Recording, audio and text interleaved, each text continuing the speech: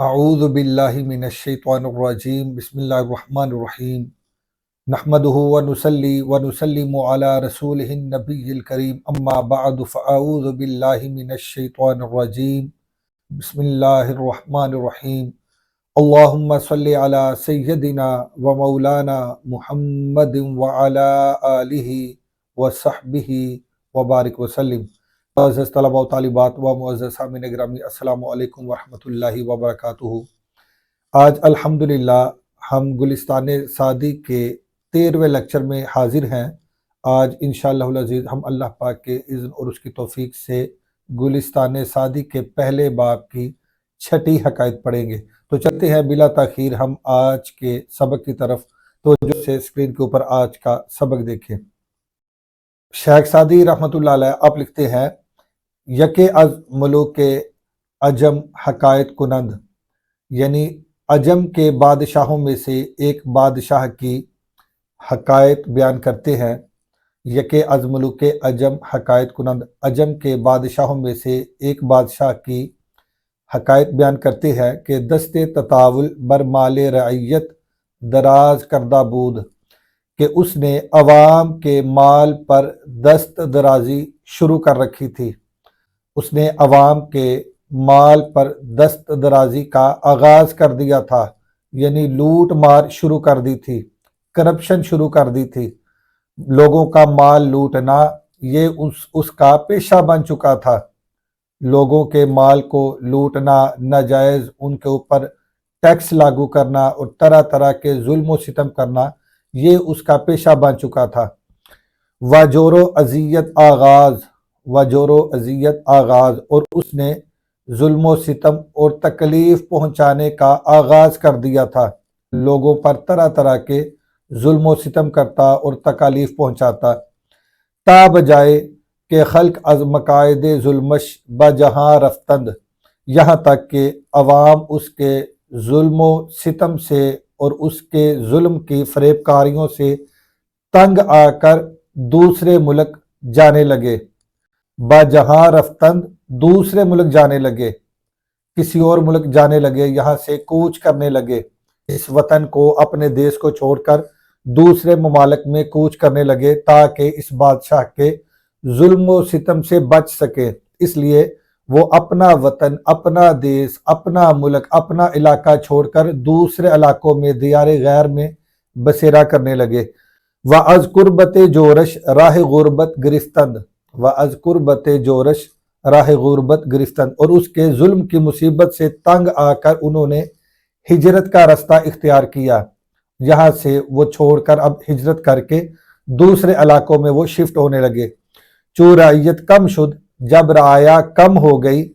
ارتفاع ولایت نقصان پذیرفت، تو سلطنت کی آمدنی میں نقصان واقع ہوا،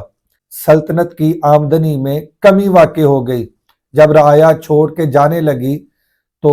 لامحالہ عوام اور پبلک، رعایا کم ہو گئی تو سلطنت کی آمدنی میں بھی اس کے ساتھ ہی کمی واقع ہو گئی۔ وخزینہ تہی ماند، اور خزانہ خالی ہو گیا، بیت المال خزانہ خالی ہو گیا۔ لوگ چونکہ جانا شروع ہو گئے تو عوام کی تعداد کم ہو گئی اس سلطنت میں، تو خزانہ خالی ہو گیا۔ و دشمنا طمع کردند و زور آوردند، و دشمنا طمع کردند و زور آوردند، اور دشمنوں کو اس ملک کو فتح کرنے کا لالچ پیدا ہو گیا۔ چونکہ اس کی رعایا کم ہو گئی اور معاشی طور پر یہ سلطنت کمزور ہو گئی، تو دشمنوں نے جب یہ حالات اور یہ مناظر دیکھے تو دشمنوں کے دل میں لالچ پیدا ہو گیا کہ ہم اس سلطنت پر قابض ہو جائے، اس سلطنت کو ہم فتح کر لیں۔ تو دشمنوں کے دل میں فتح، اس علاقے کو، اس ملک کو، اس سلطنت کو فتح کرنے کا ان کے دل میں لالچ پیدا ہو گیا۔ وہ زور آوردند، اور وہ زور پکڑ گئے، اور وہ زور پکڑ گئے۔ آگے شیخ سعدی رحمۃ اللہ علیہ آپ کتاب لکھتے ہیں، ہر کے فریاد رس روز مصیبت خواہد، جو کوئی شخص مصیبت کے روز اپنا مددگار چاہے، جو کوئی شخص مصیبت کے روز اپنا مددگار چاہے، گو در ایام سلامت بجواں مردی کوش، تو اس کو کہہ دو کہ وہ سلامتی کے ایام میں شرافت سے کام لے تو اس کو کہہ دو کہ وہ سلامتی کے ایام میں، سلامتی کے زمانے میں، سلامتی کے وقت وہ لوگوں کے ساتھ شرافت سے کام لے، جو چاہتا ہو کہ وہ مصیبت کے وقت اپنا مددگار پائے تو اس کو چاہیے کہ سلامتی کے ایام میں بھی، سلامتی کے زمانے میں بھی لوگوں کے ساتھ شرافت کے ساتھ پیش آئے اور شرافت والا معاملہ کرے۔ اگر آپ لکھتے ہیں بندہ حلقہ بگوش ار نہ نوازی برود، لطف کن لطف کے بیگانہ شود حلقہ بگوش۔ آپ لکھتے ہیں کہ اگر تو تابع دار غلام پر بھی مہربانی نہیں کرے گا، اگر تو تابع دار غلام پر بھی مہربانی نہیں کرے گا تو وہ بھی بھاگ جائے گا، تابع دار غلام بھی بھاگ جائے گا۔ اگر تو اپنے تابع دار غلام پر بھی مہربانی نہیں کرے گا تو لا محالہ وہ بھی تیرے ظلم سے تنگ آ کر وہ بھی تجھے چھوڑ کے بھاگ جائے گا۔ لطف کن لطف کے بیگانہ شود حلقہ بگوش، آپ فرماتے ہیں کہ مہربانی کر، کیونکہ مہربانی سے تو بیگانہ بھی فرما بردار ہو جاتا ہے، بیگانہ بھی اپنا بن جاتا ہے، بیگانہ بھی فرما بردار ہو جاتا ہے۔ اس لیے تو مہربانی کر، نرمی والا معاملہ کر، لوگوں کے ساتھ مہربانی کر اور نرمی والا معاملہ کر، کیونکہ نرمی کے ساتھ، مہربانی کے ساتھ، عطا کے ساتھ، بخشش کے ساتھ، حسن سلوک کے ساتھ تو بیگانہ بھی اپنا بن جاتا ہے اور وہ فرما بردار ہو جاتا ہے۔ آگے شیخ سعدی رحمۃ اللہ علیہ آپ لکھتے ہیں کہ بارے در مجلس سے او، ایک دفعہ اس کی مجلس میں، یعنی بادشاہ کی مجلس میں، ایک دفعہ بادشاہ کی مجلس میں کتاب شاہنامہ می خواندن، شاہنامہ کتاب پڑھ رہے تھے، یعنی بادشاہ کی مجلس میں شاہنامہ کتاب پڑھی جا رہی تھی۔ در زوال دحاک و عہد فریدوں، در زوال دحاک و عہد فریدوں، دحاک بادشاہ کی حکومت کی بربادی کا قصہ پڑھا جا رہا تھا اور فریدوں کی حکومت کا قصہ یہ پڑھا جا رہا تھا۔ در زوال دحاک و عہد فریدوں، دحاک بادشاہ کی حکومت کی بربادی اور فریدوں کی حکومت کا بیان تھا اس میں۔ وزیر ملک را پرسید، وزیر نے بادشاہ سے پوچھا، وزیر ملک را پرسید، وزیر نے بادشاہ سے پوچھا کہ ہے تواں دانستن، کہ کیا جناب آپ کچھ سمجھے، کہ کیا آپ کچھ سمجھے کہ فریدوں کے گنج و ملک و حشم نہ داشت، کہ فریدوں جس کے پاس نہ خزانہ تھا اور نہ سلطنت تھی، فریدوں کے جس کے پاس نہ خزانہ تھا اور نہ ہی سلطنت تھی، نہ ہی نوکر چاکر تھے اور نہ ہی کوئی لاؤ لشکر تھا اس کے پاس، فریدوں کے جس کے پاس نہ خزانہ تھا، نہ سلطنت تھی، نہ نوکر چاکر تھے، نہ لاؤ لشکر تھا، کچھ بھی نہ تھا اس کے پاس کچھ بھی نہ تھا، چگونا مملکت برو مقرر شد، تو کس طرح اس نے حکومت حاصل کر لی، کس طرح اس نے حکومت حاصل کر لی۔ گفتہ چنا کے شنیدی، اس نے کہا اس طرح کہ جیسا کہ تو نے سنا، اس طرح کہ جیسا کہ تو نے سنا، خلق برو بتعصب گرد آمدن، خلق کے برو بتعصب گرد آمدن، کہ عوام اس کی طرفداری میں جمع ہو گئی،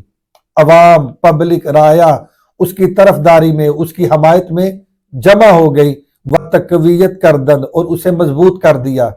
پبلک نے، عوام نے، رعایا نے اس کو مضبوط کر دیا، بادشاہی یافت، تو یوں اس نے بادشاہی حاصل کر لی۔ جب پبلک کی سپورٹ حاصل ہو، جب رعایا کی سپورٹ حاصل ہو، جب عوام آپ کے ساتھ ہو تو بلا شبہ آپ کو پھر حکومت حاصل کرنے سے اور طاقت پہنچانے سے کوئی روک نہیں سکتا، کیونکہ اصل پاور وہ عوام کے پاس ہے۔ عوام جس کا ساتھ دے، پبلک جس کو سپورٹ کرے، بالآخر وہی تخت شاہی پر براجماں ہوتا ہے، وہی تخت شاہی پر براجماں ہوتا ہے۔ گفت اے ملک چو گرد آمدن خلق موجب پادشاہی است، وزیر نے کہا کہ اے بادشاہ، جب رعایا کا قریب آ جانا ہی بادشاہی ملنے کا سبب ہے، جب رعایا کا قریب آ جانا ہی، رعایا کا قریب آ جانا ہی اور ان کی سپورٹ ملنا ہی بادشاہی ملنے کا سبب ہے، تو خلق را برائے پریشانی کنی،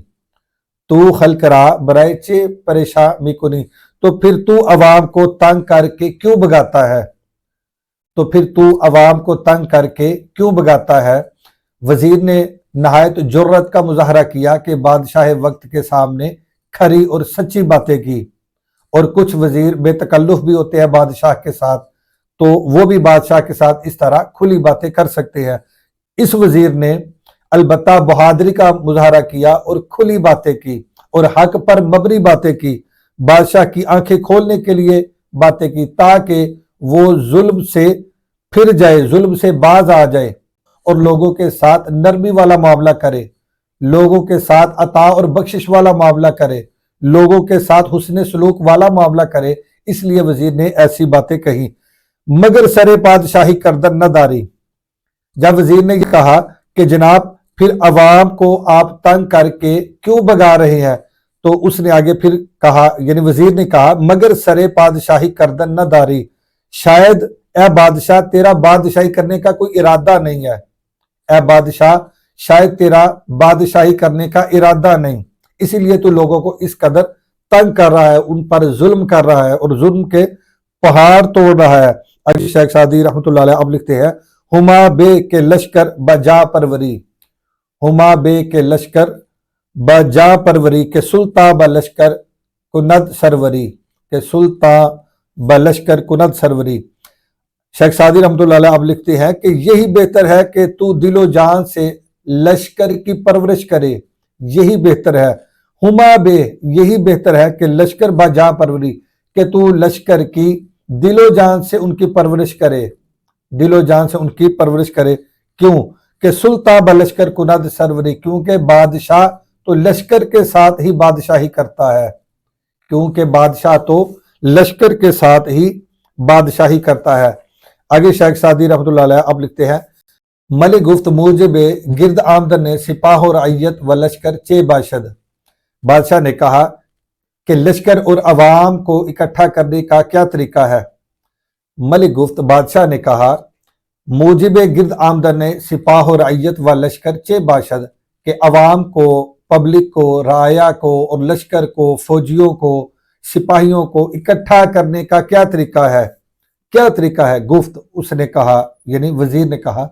بادشاہ را کرم باید تا بدو گرد آین، بادشاہ کو مہربانی والا، نرمی والا معاملہ کرنا چاہیے تاکہ لوگ اس کے قریب جمع ہو سکیں، تاکہ لوگ اس کے قریب جمع ہو سکیں۔ و رحمت، اور بادشاہ کو رحمت والا معاملہ کرنا چاہیے، حلیمی والا معاملہ کرنا چاہیے، تا در پناہ دولتش ایمن نشیند، تاکہ لوگ اس کی سلطنت میں بے خوف ہو کر رہیں، تاکہ لوگ اس کی سلطنت میں، اس کی حکومت میں بے خوف ہو کر رہیں۔ و تورا این ہر دو نیست، اور تیرے اندر یہ دونوں باتیں موجود نہیں۔ آگے شیخ سعدی رحمۃ اللہ علیہ آپ مصنوی لکھتے ہیں، نہ کند جور بیشا سلطانی، نہ کند جور بیشا سلطانی، کہ نہایت ز گرگ چوپانی۔ شیخ سعدی آپ لکھتے ہیں کہ ظالم بادشاہ ایسا نہیں کر سکتا، یعنی کہ وہ نرمی والا معاملہ کرے اور ظلم کو ترک کر دے اور لوگوں کے ساتھ حسن سلوک کے ساتھ پیش آئے، یعنی ظالم بادشاہ وہ ایسا نہیں کر سکتا کہ نہایت سے گرگ چوپانی، کیونکہ بیڑیے سے چرواہے کا کام نہیں لیا جا سکتا، جو بیڑیا ہو وہ چرواہا نہیں بن سکتا، وہ نگرانی نہیں کر سکتا، وہ دیکھ بھال نہیں کر سکتا، وہ تو خود بیڑیا ہے۔ تو آپ فرماتے ہیں کہ ظالم بادشاہ سے ایسا ممکن نہیں، وہ ایسا نہیں کر سکتا کہ لوگوں کے ساتھ حسن سلوک والا معاملہ کرے، لوگوں کے ساتھ بخشش اور عطا والا معاملہ کرے، لوگوں کے ساتھ نرمی اور مہربانی والا معاملہ کرے۔ ظالم بادشاہ سے ایسا ممکن نہیں، وہ ایسا نہیں کر سکتا، کیونکہ بیڑیا کبھی چرواہا نہیں بن سکتا، بیڑیے سے چرواہے والا کام نہیں لیا جا سکتا۔ آگے شیخ سعدی آپ لکھتے ہیں، بادشاہ کے طرح ظلم فگند پائے دیوارے ملک کے خیش بکند۔ آپ لکھتے ہیں کہ جس بادشاہ نے ظلم کی بنیاد ڈالی، جس بادشاہ نے ظلم کی بنیاد ڈالی، اس نے اپنی ہی حکومت کی جڑ کو کھودا، اس نے اپنی ہی حکومت کی جڑ کو کھودا، یعنی اپنے ہی ملک کی تباہی کی، اپنے ہی ملک کی اس نے بربادی کی۔ آگے شیخ سعدی آپ لکھتے ہیں کہ ملک را پندے وزیر نا سے موافق تب مخالف نعمد۔ نا سے وزیر کی نصیحت بادشاہ کی تب مخالف کے موافق نہ آئی،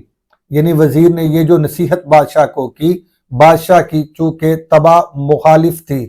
اس کی طبیعت مخالف تھی، تو اس کی طبع مخالف کے یہ بات موافق نہ آئی، وزیر کی یہ نصیحت اس کو موافق نہ آئی اور اس کو غصہ آ گیا۔ وَرُوِعَ السُّخْنَشْ درہم کشید، اور اس کی بات سے اس نے غصے سے منہ پھیر لیا، بادشاہ نے غصے سے منہ پھیر لیا، چہرہ پھیر لیا۔ وَبَزِندَ فرستاد، اور اس وزیر کو قید خانے میں بھیج دیا، اس وزیر کو قید کر لیا اور جیل خانے میں بھیج دیا۔ وَبَسِ بر نعمت کے بنی امان سلطنت بمنازعت برخاستند۔ شیخ سعدی لکھتے ہیں کہ کوئی بہت زیادہ وقت نہیں گزرا تھا، کوئی بہت زیادہ عرصہ، بہت زیادہ وقت نہیں گزرا تھا کہ بادشاہ کے چچا زاد بھائی جھگڑے کے لیے اٹھ کھڑے ہوئے، انہوں نے تنازع کھڑا کر دیا، جھگڑا اور نزاع کی صورت اختیار کر لی اور جنگ و جدل کے لیے وہ تیار ہو گئے۔ وبا مقاومت لشکر اراستد، اور مقابلے کے لیے انہوں نے لشکر تیار کر لیا۔ ملک پدر خواستند، اور انہوں نے باپ کا ملک اس سے مانگ لیا، وہ کہنے لگے کہ یہ ملک ہمارے باپ کا تھا، یہ ہمیں واپس دے دو، باپ کے ملک کا انہوں نے مطالبہ کر دیا۔ آگے شیخ سعدی لکھتے ہیں کہ قومے کے از دست تطاول ای بجا رسیدہ بودند، اور جو لوگ اس کی دست درازی سے تنگ اور عاجز آ چکے تھے، وہ رعایا، وہ قوم، وہ عوام جو اس کی یعنی ظالم بادشاہ کی دست درازی اور اس کے ظلم و ستم سے تنگ اور عاجز آ چکے تھے، وہ پریشان شدہ بر عیشہ گرد آمدند و تقویت کردند، وہ ماری ماری پریشان حال جو قوم پھر رہی تھی، وہ جو عوام در بدر کی ٹھوکریں کھا رہی تھی اس پہلے بادشاہ کے ظلم کی وجہ سے، برعیشہ گرد آمدند، وہ اس کے ساتھ جمع ہو گئی، وہ اس کے ساتھ اکٹھی ہو گئی، وہ تقویت کردند، اور اس کو تقویت پہنچائی، اس کو قوت پہنچائی اور اس کی مدد کی۔ تا ملک از تصرف این بدر رفت و برآنا مقرر شد، یہاں تک کہ حکومت اس کے قبضے سے نکل گئی، یہاں تک کہ اس ظالم بادشاہ کے قبضے سے وہ حکومت نکل گئی۔ وبرآنا مقرر شد، اور خود اس حکومت پر قابض ہو گئے، اور خود اس حکومت پر قابض ہو گئے، خود تخت نشین ہو گئے۔ کس کی مدد سے؟ لوگوں کی مدد سے، رعایا کی مدد سے، پبلک کی سپورٹ سے، رعیت کی مدد کے ساتھ یہ ظالم بادشاہ کا تختہ الٹنے میں کامیاب ہو گئے، اور یہ خود اس حکومت پر اور اس تخت پر براجما ہو گئے۔ شیخ سعدی رحمۃ اللہ علیہ اب لکھتے ہیں، پادشاہ کے روا دارد ستم بر زیر دست، جو بادشاہ کمزوروں پر ظلم کرتا ہے، جو بادشاہ کمزوروں پر ظلم کرتا ہے، دوست دارش روز سختی دشمن زور آورست، تو اس کا دوست بھی مصیبت کے وقت، مصیبت کے روز اس کا دشمن بن جاتا ہے۔ جو کمزوروں پر ظلم کرتا ہے تو جب وہ خود مصیبت میں گرفتار ہوتا ہے، مصیبت میں مبتلا ہوتا ہے، تو اس کے دوست بھی اس کے دشمن بن جاتے ہیں۔ تو ظالم کو کوئی بھی سپورٹ نہیں کرتا، ظالم کی کوئی بھی حمایت نہیں کرتا۔ اگر یہ لوگوں کے ساتھ مہربانی والا معاملہ کرتا، حسن سلوک والا معاملہ کرتا، مہربانی، عطا، کرم اور بخشش والا معاملہ کرتا، تو اگر کوئی بھی دشمن اس بادشاہ کے مد مقابل کھڑا ہوتا تو لا محالہ اس کی رعایا اس اپنے بادشاہ کی سپورٹ میں اس کے ساتھ کھڑی ہو جاتی۔ جبکہ یہاں الٹ ہوا، چونکہ یہ بادشاہ ظالم تھا، لوگ اس کے ظلم کی وجہ سے پہلے سے ہی تنگ تھے، تو جب دشمن نے اس کے خلاف سر اٹھایا تو رعایا دشمن کے ساتھ مل کھڑی ہوئی اور اپنے ہی بادشاہ کا تختہ الٹ دیا۔ کیونکہ یہ ظالم بادشاہ تھا، اس نے ظلم کا بازار گرم کیا ہوا تھا، یہ چور تھا، یہ قومی خزانے سے لوگوں کا پیسہ چراتا تھا، لوگوں کا مال چراتا تھا، لوگوں پر ظلم کرتا تھا، ناجائز ٹیکس لگاتا تھا۔ تو چونکہ طرح طرح کے اس نے ظلم کیے لوگوں پر، تو لوگ اس کے ظلم کی وجہ سے عاجز آ چکے تھے، پریشان حال تھے، کچھ ہجرت کرنے پر مجبور ہو چکے تھے، کچھ ملک بدر ہو چکے تھے، اور اپنا علاقہ چھوڑ کر دیار غیار میں انہوں نے